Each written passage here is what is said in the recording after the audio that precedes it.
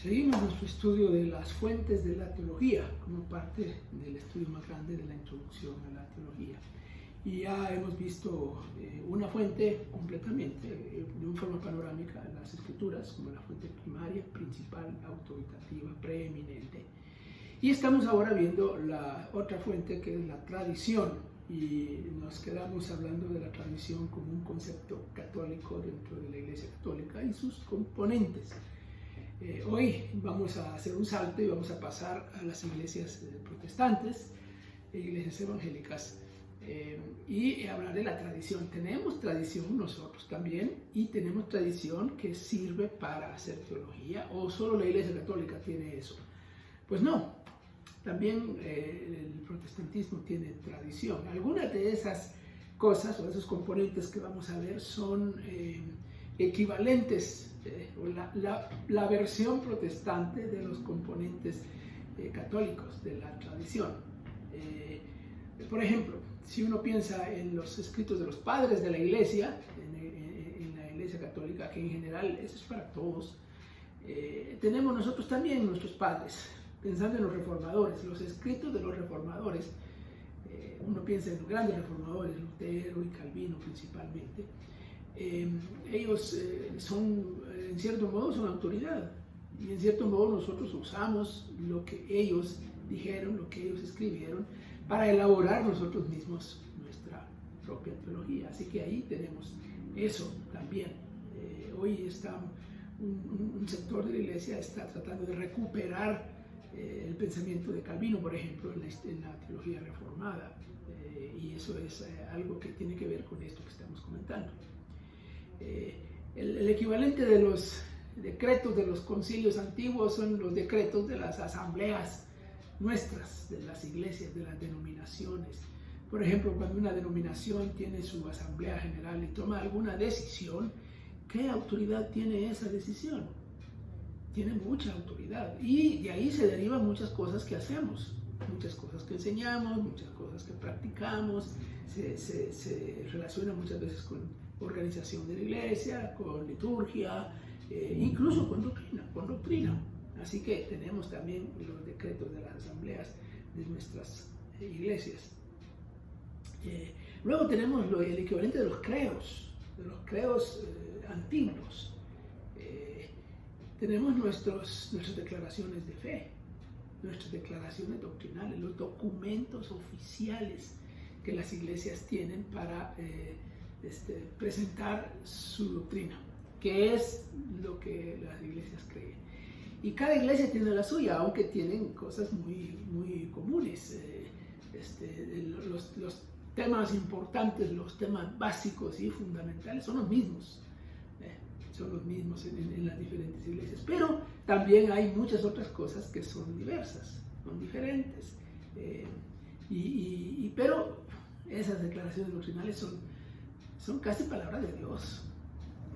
Uno piensa en el mundo de la teología reformada, por ejemplo, y ve la confesión de Westminster, es una declaración de fe del siglo XVII, que casi llega a ser como una especie de segunda Biblia. Si está ahí, si lo dice esa declaración, entonces es cierto, es verdad, es correcto.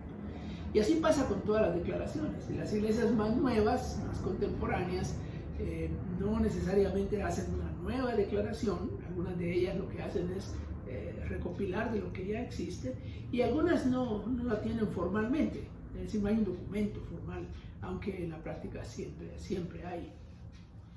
Y luego tenemos nuestro magisterio nosotros también. No es el magisterio oficial de la Iglesia Católica, pero hay una especie de magisterio a nuestro estilo en nuestras iglesias. Las palabras de los líderes, los pastores, o en algunas iglesias títulos más grandes, digamos, como los apóstoles. Su palabra es autorizada, y lo que dicen se convierte en doctrina muchas veces.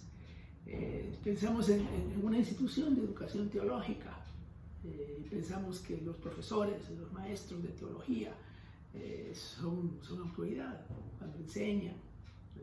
Algunos dirán, lo que el profesor dice es verdad, porque lo dice el profesor, porque él sabe y él es el que el que enseña. Entonces tenemos esa parte también nosotros como una señal de autoridad, y no solo de autoridad, sino fuente de doctrina, que es lo que estamos estudiando y que estamos viendo. Pero también quiero que avancemos a la cuestión de la tradición, un poco la tradición con T minúscula. En cierto modo, esto que hemos mencionado es tradición con T mayúscula. Algunas de esas cosas, aunque la Iglesia Católica las ha adoptado como su autoridad, en realidad pertenecen a todas las iglesias. Uno piensa en los padres de la iglesia, piensa en los concilios de los primeros siglos, eso es de todos, es herencia de todos, es tradición con T mayúscula. Y lo que hemos visto de la Reforma, de los protestantes, es también tradición con T mayúscula, en cierto modo, porque nos representa a todos, a todo el protestantismo, y son cosas fundamentales. Pero hay tradición con T minúscula, ya lo mencioné al comienzo de esta sección. Son cosas más particulares, más específicas, más relacionadas con un grupo en particular, con una iglesia, con una región o algo así. ¿Qué serían esas cosas? Bueno, todas las iglesias tienen algo así como estatutos y reglamentos que regulan la actividad de la iglesia, la organización de la iglesia, las actividades que la iglesia hace, que son propias de la iglesia. Aquí en esta iglesia se hacen así las cosas, porque eso dicen los estatutos. Esa es nuestra tradición, de nuestra propia iglesia, o de nuestra denominación, o de nuestra institución. ¿Eso es válido? Por supuesto que es válido. ¿Y debe tener autoridad? Sí, debe tener autoridad. El punto es cuánta autoridad, hasta dónde llega. Tenemos eso, y de ahí se derivan muchas cosas que nosotros enseñamos. Los acuerdos propios de liderazgo local, digamos, en una iglesia local, el liderazgo local toma acuerdos específicos sobre cuestiones concretas de la iglesia. ¿Qué se hace en estos casos? ¿Qué se hace en estos casos? ¿Cómo se hace? ¿Cuál es el procedimiento para tal asunto? ¿Cómo se hace para el tema del mantenimiento del local, para el uso de los utensilios de la iglesia, para comprar una cosa, para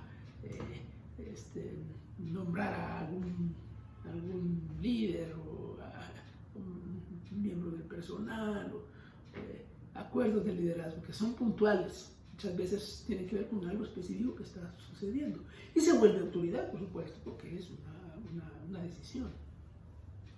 Y luego están las prácticas y las costumbres. Ahí tenemos de todo, hay muchísimo ahí. Cada iglesia tiene su propia tradición, sus propias prácticas. Somos iglesias fiesteras, digo yo, en América Latina por lo menos. Tenemos celebraciones de todo tipo, todo el tiempo.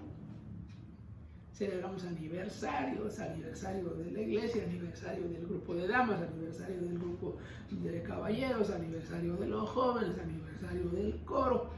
Si hicimos una remodelación del templo, bueno, luego hacemos un aniversario de la remodelación del templo.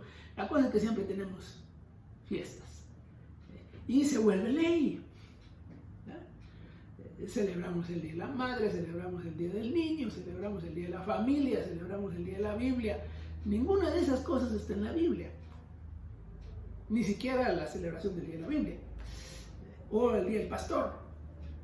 Tampoco, no está en la Biblia. Celebramos muchas cosas, somos fiesteros.